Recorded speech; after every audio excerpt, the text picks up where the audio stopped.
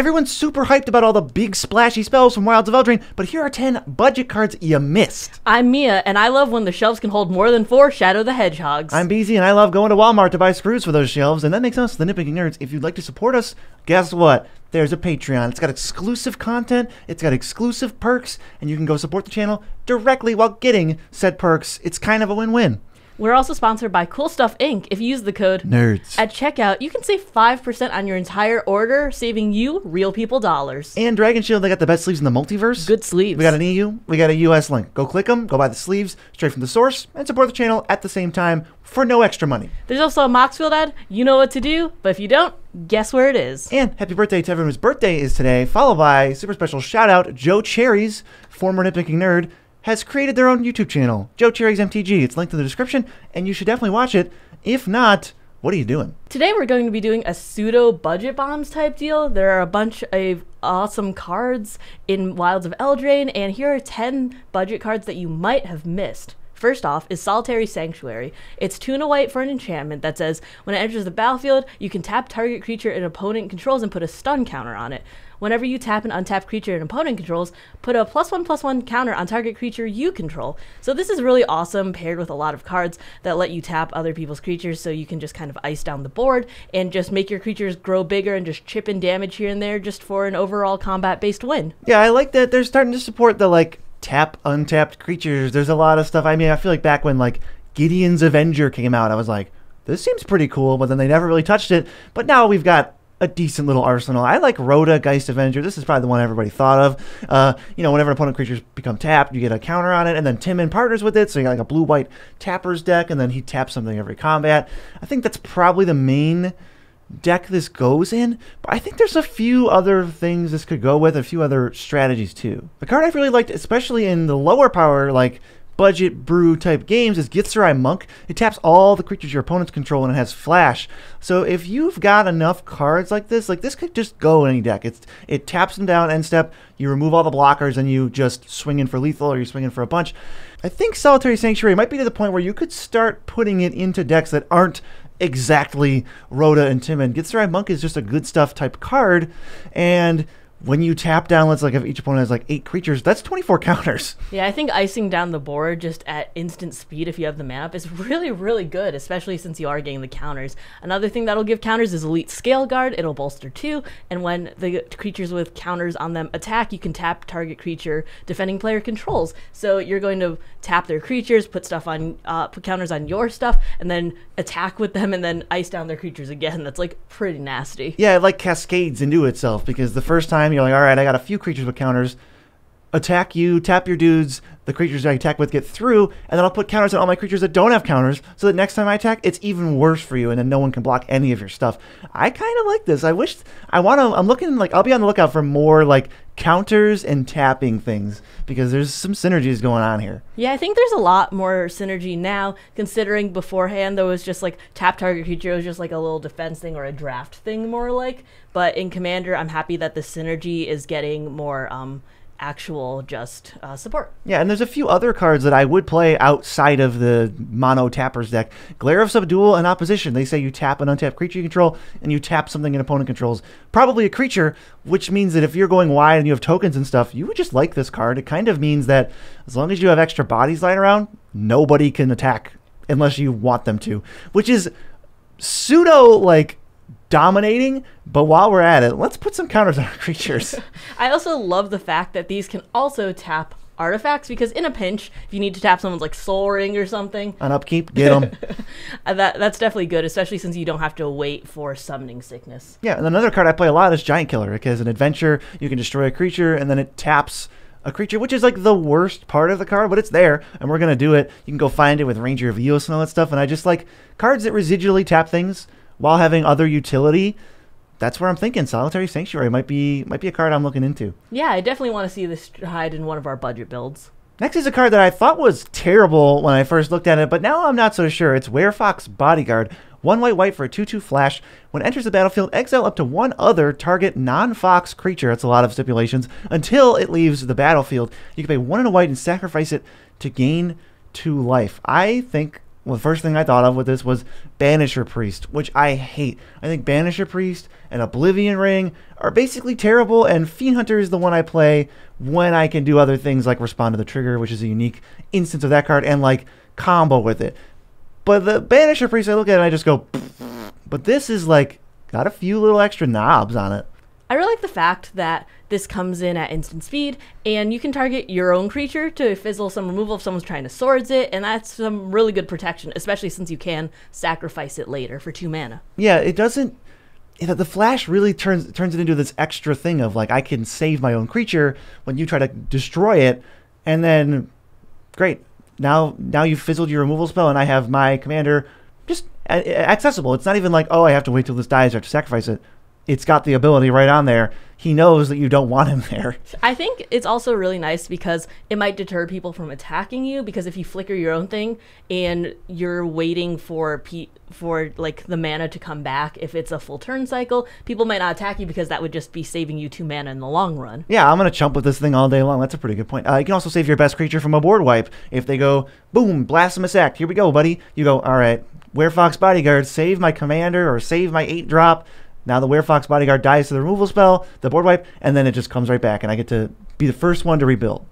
In a pinch, it's really, really nice, too, because you can just target an opponent's creature and remove it if it's trying to attack you or something like that. And so it's just a temporary like stop, but that's not bad in certain metas. Yeah, there's no way to cheese this so that they don't get the creature back. They're always going to get it back as soon as the Fox leaves. I think the Flash really does some heavy-duty lifting here. If my opponent has an 8/8 trample, and I have a Banisher Priest in my hand, I don't want to get attacked by it. I just have to play the Banisher Priest and go, exile your guy. But if I wait with this card, they might even attack me. So if they don't attack me, great. I just saved this card. Now I can play it on something else that's annoying, or just hold it up further and be like, guess what, guys? I got a Fox. I think it's kind of important to remember that once this dies, the thing that you exiled comes back, because if you sacrifice it and an opponent's thing comes back and a board wipe happens or something, their creature will die. So if you keep up that 1 and a white mana, it'll be kind of just like if you're going to wipe the board, I'll just do that real quick and your thing will die too. It's going straight to the graveyard instead of me just waiting. Yeah, well, then that's another problem of the Banisher Priests, of like,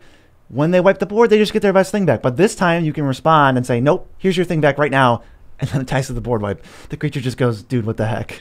I was just safe. Yeah, he thought he had protection. Not for long. He thought so. But in terms of like synergies with this card, it's kind of a generic card, but it is a knight for some reason. So this goes in the Sidar Jabari deck. You can play with this Knight Charge, get it back, kind of do some little synergies there. I think it's pretty cool that there's at least a creature type deck that wants this. Yeah, it was really awesome because the Knight creature type deck just came out just a couple sets ago, the precon. Yeah, it hasn't been super supported, so that now it's got like, you've got Esper Knights, and you've got some stuff to do. Werefox Bodyguard, good guy, saving your best things or taking out their worst ones. Yeah, don't treat him like Banisher Priest. I think he's a good man. How about the third card that we have? The third card is Rowdy Research. For 6 and a blue, it's an instant, but it costs 1 less to cast for each creature that attacked this turn, and you could just draw 3 cards at instant speed. I think that's really good because it doesn't just count your creatures that attack. If there's just a big swing on an opponent's side and you just keep up a couple blue or even 1 blue, if they have a giant board, you can just draw 3 cards at instant speed. Yeah, whenever I see this card costs 1 less for each, I'm like, okay, wait a minute, hold on, let me see. And this doesn't look busted, but I'm really interested. I think there's some things you could do. The card we talked about in our top 10 video, Fairy Slumber Party, makes 6 fairies when it bounces all the creatures. So the next turn, you have 6 bodies. I'm pretty sure that opponents would have rather rebuilt their board than answer your 1/1 flyers. So you can attack with all 6 of them, and this just costs 1 mana. Talrand and Murmuring Mystic also work because if you're casting a lot of instant sorceries, you're just going to get a lot of bodies. 2/2s here, 1/1 here, and it's just going to make that attacking trigger that much easier to get. Yeah, and then this is an instant, so it fuels those cards to make more bodies. It also fuels the Locust God. That's maybe a commander this could go in, because they're drawing cards and attacking with all the 1/1s, which have haste, so when you draw a few cards with other spells, now you have enough 1/1s compiled to just send 6 of them or more, and then boom, draw 3 more cards, make 3 more of them to have on blockers. It also works with Disrupt Decorum because, as I said earlier, it doesn't need to be your creatures attacking. So when you go to all the creatures you don't control, then everyone's entire board is just attacking. You can just play this for 1 mana. Yeah, as long as somebody has 6 creatures, you get it for 1 mana. If they have 5 that are attacking, you get it for 2 mana. And it lets you play Disrupt Decorum for 4, and you don't need that much more mana to hold up to draw 3. Another card that this could be really good with is Whirler Rogue. You're going to get 2 bodies instantly, which, it's quantity, not quality. So you just want to swing with those to make it cost 2 less.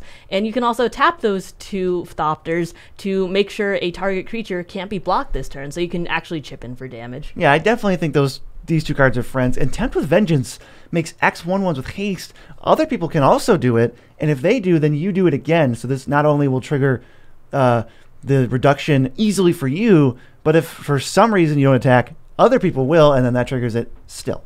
This just completely floods the board, and I think you're just going to chip in a lot of damage even without trying if you have this many little dudes. Yeah, I think this is a non-obvious card. I think a lot of people looked over it. I think it's pretty cool. Next we have Ashiok's Reaper. It's 3 and a black for a 3/3. Whenever an enchantment you control is put into the graveyard from the battlefield, draw a card. I was surprised. This is a neat little uncommon that there really isn't a rare or mythic giant splashy version of.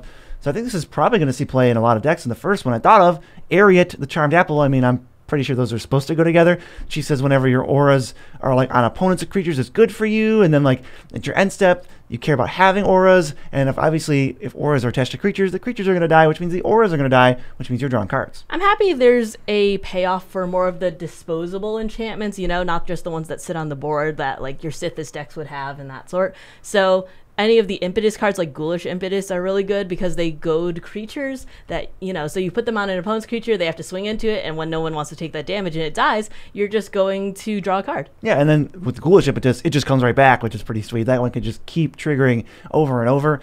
A card that I hated, that I think is begrudgingly, I'll admit, is good with this is Smoke Spirit's Aid. I don't know what this card is supposed to do, but it makes a bunch of like red auras that are attached to different creatures, and then when the auras leave, it pings people. But really, you're set up for, if Ashiok's Reaper is out and you Smoke Spirit's Aid, nobody can wipe the board because you're going to draw like 12 cards. Yeah, there's a lot of these little disposable auras and that sort of thing with the rolls and with Smoke Spirit's Aid, and that's just going to keep your hand full basically the entire time that this is out. Yeah, and if you're saying Ashiok's Reaper plus Smoke Spirit's Aid, where are you playing that? Maybe Mogus, God of Slaughter. There's a lot of, especially like with Neon Dynasty and sagas and stuff, there's so many random enchantment creatures. Maybe there's enough payoffs now for Mogus, God of Slaughter enchantments. You can also get payoffs, though, when enchantments come in, like with Grim Guardian. When enchantment enters the battlefield under your control, each opponent loses 1 life. So we're just going to ping them in, and then we're going to draw cards on the way out. Yeah, so now we're Smoke Spirits aiding, making 7 auras. Everyone loses 7 life. Then all those creatures die, and they lose 7 more life. And then we draw 7 cards. That's just how we draw it up. I mean, that's a lot of value, and that's actually a pretty big chunk of life if you're that far into the game and you have that mana to spare. The other thing I wanted to look for with Ashiok's Reaper is, are there any ways to make like really disposable enchantments, kind of like Smoke Spirit's Aid? There are a couple, but one of my favorites has got to be Farika, God of Affliction. She can pay 2 mana and exile a creature from a graveyard, and its owner gets a 1/1 green and black snake creature token, but it's also an enchantment, and it has Death Touch. So if you're in like a black-green enchantment deck, that's probably more common colors. Farika could even be your commander, and then you're just like, then you're set. Ashiok's Reaper probably just goes in Farika decks, even if you're not enchantment-based. That's a lot of tokens dying and a lot of cards drawn. I really like the inclusion of Farika and Mogus on here too, because they are enchantments and most people just want them off the board as soon as possible. And, so they're really big targets. So even if they're not creatures at the time and people try and use that removal, at least you're getting something out of it on the way out. If Farika gets sacrificed or something, you still get a card. Other cards that come to mind, enchantments that you can sacrifice whenever you want, like Aura of Silence and Seal of Cleansing. They both sacrifice to destroy an artifact or enchantment. With Ashiok's Reaper out, you now have draw a card on a stick while still getting the spell's effect. I really like this too because you can just bring them back with certain things like Brilliant Restoration or anything else. So you can kind of just loop them if you have enough recursion in the graveyard and then just keep drawing cards, keep destroying stuff, and just making sure your opponents can't really have anything while you keep your hand full. Yeah, and then yet another deck this card goes in is probably Narcy Fablesinger because it's the Sagas deck. She says you draw cards when you sacrifice enchantments, and like Sagas die on their own. So whenever you finish a Saga, you just get to draw an extra card. I'm really loving the fact that enchantments have all of the synergy and not just in the typical Enchantress way.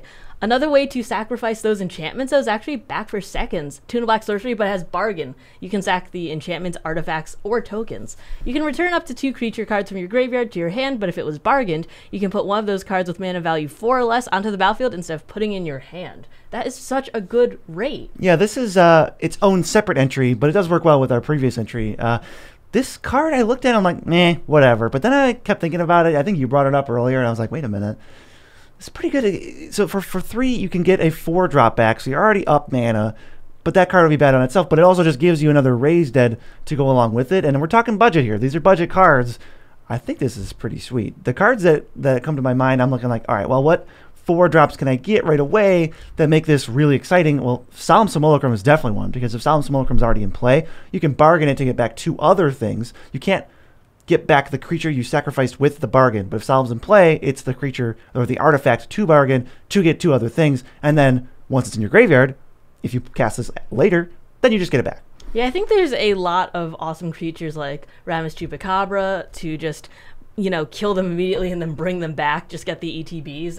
I'm really excited. I might put this in like my Yarok deck just to keep getting those ETBs. That's pretty sweet. I mean, Eternal Witness is already pretty exciting because it just loops with this. Eternal Witness just goes, all right, if my Eternal Witness dies, I'm going to now play back for seconds, put it right back onto the battlefield, put back for seconds into my hand, and get another creature back into my hand. And you can't really stop that. Disciple of Bolas is really great too. We're just going to draw a lot of cards and gain some life, and we're just going to keep flickering it back and forth. We can just sack just little things here and there. It's just an efficient 4-drop that you don't always want to recast, but with back for seconds, you don't have to. Just watch out because Bargain says you got to sacrifice an artifact, enchantment, or tokens. You can't just sacrifice a random creature. It's got to be a special type. But cards that provide a lot of residual tokens and artifacts that you can just play in like a ton of different decks. Tireless Provisioner makes foods or treasures, either of which can be sacrificed. Tireless Tracker, probably the best card ever made, one of the most fun cards to play in my opinion. It gives you clues and bonus points for if you bargain the clue, you still get a counter on Tireless Tracker. I really love the fact that you included Tireless Tracker because I was reading this, I'm like, what does this have to do with back for seconds? But it was like, but of course you put that in because of the clues. But also, if Tireless Tracker and Tireless Provisioner were to meet an untimely death, you can just bring them back. The Shire itself also lets you tap an untapped creature you control and pay a little bit of mana, and you can make a food, so if you need to at instant speed and you have a little bit of mana left over, you can make that token and then just sacrifice it and then get something back right onto the battlefield. Yeah, these are all cards that are extremely easy to slot into your deck, so I think even if you're not like a dedicated Rakdos sacrifice deck, you can still have a lot of stuff to bargain away, especially if your commander makes a token or an enchantment or something. On a budget, we're talking about Reanimate. I think of this is close to the top. So Victimize, probably the best budget Reanimate spell, along with like Dread Return. Then there's Persist, which is all right, but this might be one of the next best ones. It can't cheat out an 8-drop, but in terms of just pure value and spinning your wheels, which is something I like to do, Back for Seconds has got a lot going on. As for specific commanders, one I'm really excited about for this card is Emotech the Stormlord. It says whenever one or more artifact cards leave your graveyard, create 2/2 black Necrons that are artifact creature tokens. Back for Seconds is going to say, all right, sacrifice an artifact. We got plenty of those in this deck. Then you're going to get an artifact from your graveyard to your battlefield, then get one back to your hand, and Emotech's just like, oh, here's a bunch of 2/2s. I'm loving it. The Necron deck really had so much artifact creature synergy, and it's just so refreshing to see artifact creatures that are good to be sacrificed and brought back more than just like Sad Robot, because that's the one everyone goes to, right? Yeah, you can't just put Sad Robot in your deck and call it a day, but I think Emotech will probably be interested in this card. What is the 6th entry in the cards people probably forgot? Next is Non-Crescendo. For 2 and a red, it's an instant that says creatures you control get +2/+0 until end of turn. And when a non-token creature you control dies, you create a 1/1 black rat creature token, but it can't block, so you can't just use it as chump blockers. I think this is probably the least expected card on this entire list. You're probably like, what? But I think the specific wording of this card makes it pretty cool and pretty unique in terms of instants, because it says whenever a non-token creature you control dies this turn, you get a 1/1 black rat. So if you just play this card and then start sacrificing creatures even after you play them, after this card resolves, they're still going to die and get you 1/1. So this is like a weird effect that has a ton of uses. The first one, obviously, you want to pair with sack outlets. You want Viscera Seer, you want like Woe Strider, free sack outlets, or you want to go full value town and get like Dockside Chef in there and start drawing cards off of not only the creatures that die, but the rats that are then made. Yeah, I really love creatures that can come back from the graveyard, like Reassembling Skeleton and Nether Trader too, because we can just keep sacking them and bringing them back for all that value. But like when you sack Reassembling Skeleton, you get a rat token. Then you pay 2 mana to bring it back, and you sack it, and you get a rat token again, and you just keep getting rats off of it. Nether Trader triggers in the graveyard when the rats that it made after dying die. So you sack Nether Trader, get a rat, it dies. Sack the rat, get back Nether Trader. And we're talking potential infinites if you have some lesser, more expensive cards in your deck. Like, I'm sure Phyrexian Arena goes nuts with these things. So I'm looking at this card, I'm like, wait a second, hold on now. Impact Tremors and Iara, First of Locthwain, are also really great with this card. When creatures enter, you can deal 1 damage to each opponent with them, so if they're both on the field and you have a bunch of creatures die like in combat, they deal 2 damage to each opponent when all the rats come in. Yeah, and then you were saying this is like a modal spell. You can cast it in response to a board wipe, and if you've got like 7 or 8 creatures out, you just end up profiting 8 rats. You've still got the warm bodies to sacrifice to whatever's going on. I kind of like it. The things this card can do just keep adding up, and we're not even done. Yeah, we can also deal a lot of damage. So if you don't think a ton of your creatures are going to die, if you have something indestructible or whatever, you can still chip in with all of that damage with the +2/+0. Yeah, you can still just attack with 8 creatures, give them all +2/+0. Like, that's not a card I'm going to play by itself, but we've got the extra rat ability.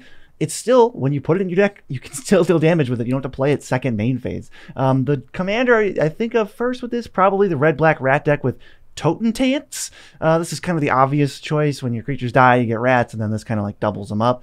But still, I think even a more interesting version would be Mahadi, Emporium Master. It cares about the number of creatures that die, and it gives you a treasure for each one on your end step. So if you play non-crescendo, and you start sacrificing all your dudes twice effectively, now you just have like a bajillion treasures. I'm really surprised that rats are getting red synergy, but I don't hate it, actually. Yeah, I'm here for it. I think you should try this card out, and I think it's going to be kind of cool. Another red card is number 7 on our list. It's Redcap Gutter Dweller. 2 red for a 3/3 menace. Comes with 2 rats when it enters.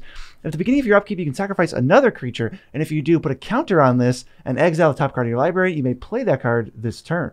I think this is pretty interesting considering it's a creature that lets you exile and play the top card of your library, because usually it's like spells that'll do that or things that'll just trigger automatically, like Prosper or something. But I think that this gives a little bit of sack synergy, a little bit of exile synergy, and I think that's really, really interesting. I mean, you get 3 bodies for 4 mana, plus menace on this card, plus it gets bigger over time. It's like an Outpost Siege impression for red-black sack decks. I think this is probably where this goes mostly, but I think it might be a little bit overlooked. It fuels itself for 2 turns. It already gives you 2 activations of it for free, plus the power doesn't go away. You still change from 5 power over 3 bodies to 5 power over 1 body, and now it has menace, so you can actually crack in. Yeah, I really like the fact that it does fuel itself. Also, again, with the red-black synergy with rats. That's just, like, very interesting. Totentants? Totentants? I don't know his name. Totentants?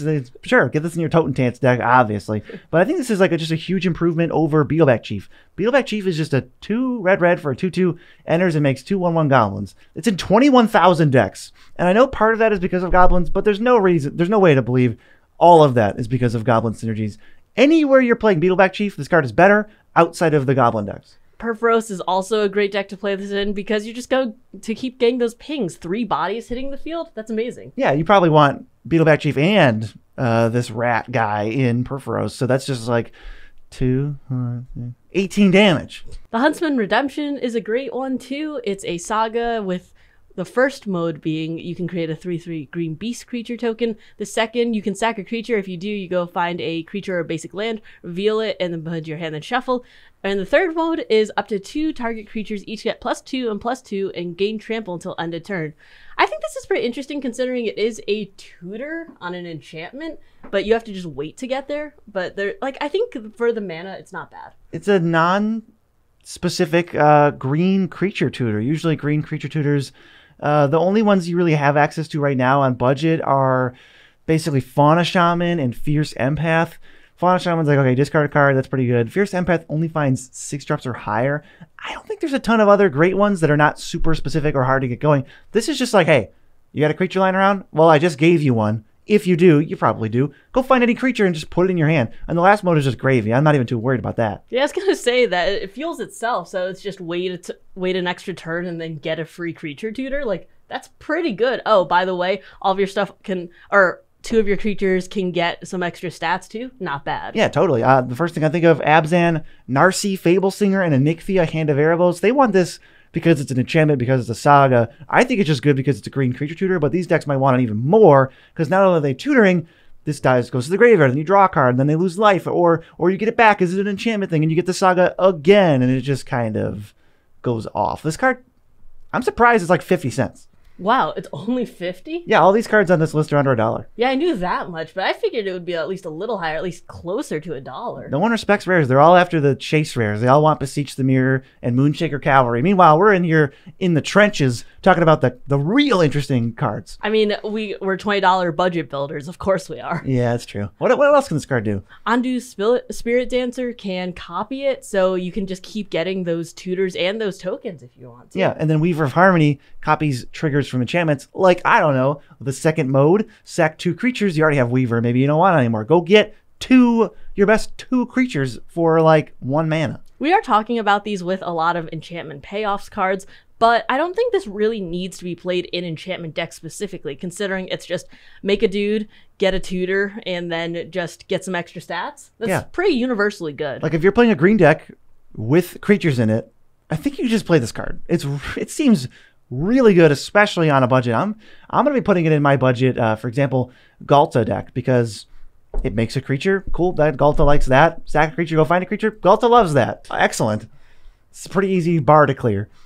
Number 9 on the list is a card Mia was super hyped about, so we put it on the list. It's Knights of Sweet's Revenge. When Knight of Sweet's Revenge enters the battlefield, create a food token. Food's now tapped for green. You can pay 7 mana and sacrifice it to give creatures you control +X/+X until end of turn, where X is the number of foods you control, but only at sorcery speed. I think that the last mode is just a little bit extra and it's fun, but there's been so much food support lately, especially with Lord of the Rings, that just using them to make extra mana is really interesting and just creates that little extra bit of just ramp that sometimes token decks might need. Now foods are really scary, and by itself, this is 4 mana, make like a mana rock. So it really only costs 3 the turn you play it, and if you have more foods, it could cost 0 or negative mana and like be a ritual. I think of Guillaume, Master Chef. He cares about foods. He makes food, so it's great. They're all going to start making mana. Even the Sam and Frodo Wombo combo that just starts making food, and then you can tempt yourself with the ring. These are commanders you'll probably see this card in the most. I also really like certain token strategies, like the Fey offering, because if you make a food, you make the other 2 also. Yeah. And then you get a mana rock plus a treasure, which is like a mana rock, and they can both be used to crack the clue to get a card. There's also a lot of ways to make food for really cheap. Tireless Provisioner, as BZ would mention, Gilded Goose, Voracious Fellbeast. There's just so much food synergy. Yeah, these are just cards that are playable that just make food, so you might have some lying around. Maybe you're not a full food deck, but if your commander makes some food, or you have these cards in your deck, maybe you toss this in. It already is, at its base, a 4 mana dork that's really hard to kill. That's obviously like below rate, but once you start adding in other synergies that are lying around, we talked about the Shire, we talked about other things, I think this card's pretty cool. I'm also not sure if I'd actually use my removal on this anyways, unless someone was really storming off with like so many food tokens, and then they have so much mana that it actually makes it worth it. But if it's up to, I don't know, what would you say your cap is? Mine would be maybe past 3 or something, then I'd be like a little worried. But as soon as you have 3 foods, I'm pretty scared of this. It's like a 3 Dynamo plus, and it can even serve as an overrun if you untap with enough mana. And I also like that it doesn't matter if your foods are tapped or untapped. So like if I have 7 foods, I can just tap them for 7 mana and then pay 7 and give my creatures +7/+7. All my creatures can still attack because they're not involved in that. Yeah, I really like that, but I don't think I'd actively use that removal. I think I'd rather save it on something else until someone had a ton. Yeah, and since we're talking about foods, there has been a few like nonsensical infinite food combos, and I think that those probably play into this, and this goes in those decks. So Samwise Gamgee makes food when you're not token creatures enter the battlefield, and Cauldron Familiar says sack a food, bring it back. So with the sack outlet, you can just make infinite Cauldron triggers, killing everyone. Those cards probably just go in this deck, and you're happy to have Knight of Sweet's Revenge on the side. Prayer Took makes food. Additionally, whenever you make a token, an Experimental Confectioner says, makes a food token when it enters. When you sacrifice a food, you get a 1/1 black rat, and Prayer says, and also a food. So if you have enough going on there, you go infinite, and also those cards all just go in this Abzan food deck. Is this an expensive combo to pull off? Because usually infinites, or at least really powerful combos, usually require a little bit of money. But Prayer Took is an uncommon, so I think the Prayer Took plus Experimental Confectioner $1.50 at most, and Samwise Gamgee and Cauldron Familiar is probably like $4 or $5, maybe tops. That's me not knowing off the top of my head. They are not expensive combos. I think that's really awesome to see, considering that some people think that budget is not powerful, and the fact is you could just put in infinite combos for not a ton of money. You can build powerful budget decks. So let's get to the final card.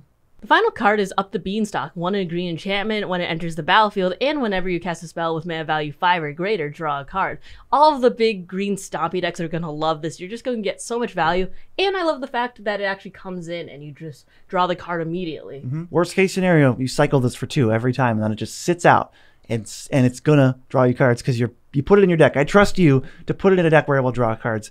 Big, giant green commanders are going to love this. So Goreclaw, Terror of Kalsmisma, I think this goes in basically every one of those decks. Galta, Primal Hunger, every time you cast Galta, you draw a card, and it's got a bunch of other stuff in there. And my personal favorite, Dargo the Shipwrecker. Dargo the Shipwrecker loves being paired with things like Goblin Bombardment or whatever, so you sacrifice him and ping him, and then since you sacrifice him, he costs 2 less, so you can always play him for 1 red. And now every time you're doing that, you're drawing a card. It just makes for like the most explosive turns. And as for partners with Dargo, because he has partner and he's not green, I would recommend maybe Kodama of the East Tree. That also draws you a card, and it's just a good card. Ikrashiniki's got a big butt, costs 5, draws you a card. And Kaidel at least works with Dargo. When you draw extra cards, she will now make extra mana. I'm surprised this was so far down on the list, considering these are 2 or 3 of these are your commanders. Yeah, I really had to show restraint when talking about how exciting this card is. I do a lot of cascading things, but what I think of this card, I think of Rishkar's Expertise. 6 mana, great. Cast it, draw a card. Draw however many cards you want. All those commanders we just mentioned are huge. Now, you cast a 5-drop for free, draw another card just for your troubles. I mean, there's so much cascade synergies in here. Emoti, for instance. Yeah, Emoti is perfect because she costs 5, she triggers this, and then all of your 6-drops can cascade into 5-drops, which could trigger this 2 more times per 6-drop. Apex Devastator, I don't even know if I want to resolve that. That would take so long because you're just drawing so many cards off this thing, and this thing is 2 mana. You're so excited. So are you putting this? How many decks are you putting this in? At least my Dargo Kaidel deck.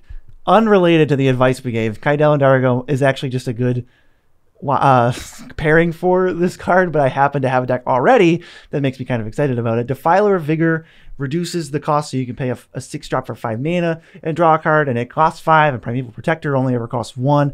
I always think of Primeval Protector as like the reverse Blasphemous Act, because it makes creatures in power. You're going to have so many cards in your hand, too, that you might have to discard some of them. So when you discard them and you have a bunch in your graveyard, you can use that for delve costs, like Treasure Cruise. To draw more cards. So you have to discard more cards, so you can play more delve cards, like Dig Through Time. So you have to draw more cards. I mean, there's a lot of potential with Up the Beanstalk. I think it's one of my favorite cards in the set.